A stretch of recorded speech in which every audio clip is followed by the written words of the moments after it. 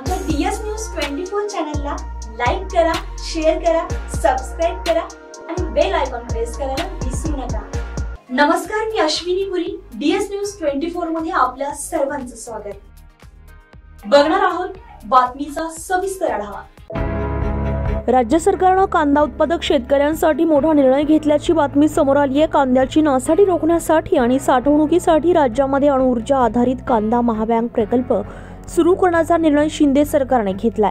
राज्यामध्ये नाशिक, छत्रपती संभाजीनगर आणि सोलापूर येथे तातडीने कांद्याची बँक सुरू करण्याचे आदेश मुख्यमंत्री एकनाथ शिंदे यांनी दिले। कांदा महाबँक प्रकल्पाचा आढावा घेण्यासाठी मुख्यमंत्री शिंदे यांच्या अध्यक्षतेखाली सह्याद्री अतिथीगृहावर बैठक झाली आहे। या बैठकीमध्ये हा निर्णय घेण्यात आलाय।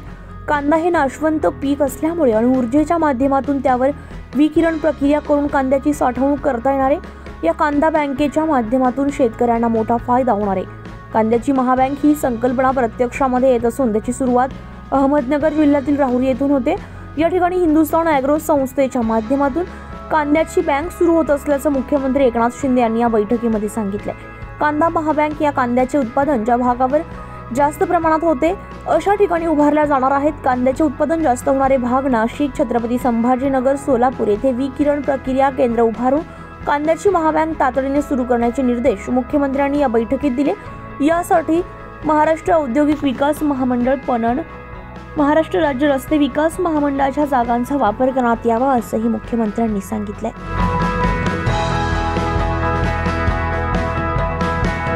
डीएस न्यूज 24 साठी अश्विनी पुरी, मुंबई। अशाच नवनवीन घटना घडामोडी पाहण्यासाठी पाहत रहा डीएस न्यूज 24। तोपर्यंत मी अश्विनी आपली रजा घेते। नमस्कार।